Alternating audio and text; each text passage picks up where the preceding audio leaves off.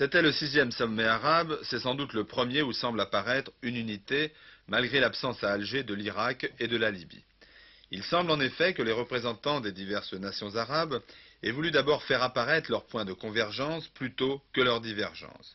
Convergence de vue en ce qui concerne l'évacuation par Israël de tous les territoires occupés depuis 1967. Le roi Faisal d'Arabie n'a pas caché, par exemple, que la restitution de Jérusalem lui apparaissait comme une nécessité, sans préciser s'il s'agissait de toute la ville ou simplement de la ville arabe.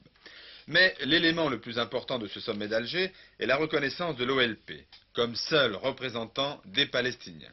Yasser Arafat est le chef de l'OLP, l'organisation de libération de la Palestine qui regroupe les personnalités de toutes les tendances politiques. Arafat sera donc à la tête de la délégation palestinienne à la conférence de Genève. Hypothèse qui déplaît au roi Hussein de Jordanie, Hussein estime avoir la tutelle des Palestiniens de Cisjordanie et Hussein avait déclaré qu'il n'irait pas à Genève si l'OLP était reconnu comme seul représentant du peuple palestinien. Pour le pétrole, les participants à la conférence ont confirmé leur intention d'utiliser d'une manière sélective et appropriée l'arme du pétrole.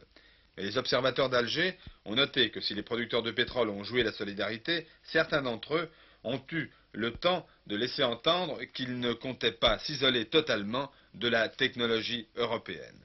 Autre tendance importante, la volonté de la part des pays arabes d'entraîner dans leur sillage, et sous la bannière du tiers-monde, un certain nombre de pays africains pour les inciter peut-être à priver eux aussi les États-Unis et l'Europe de leurs ressources.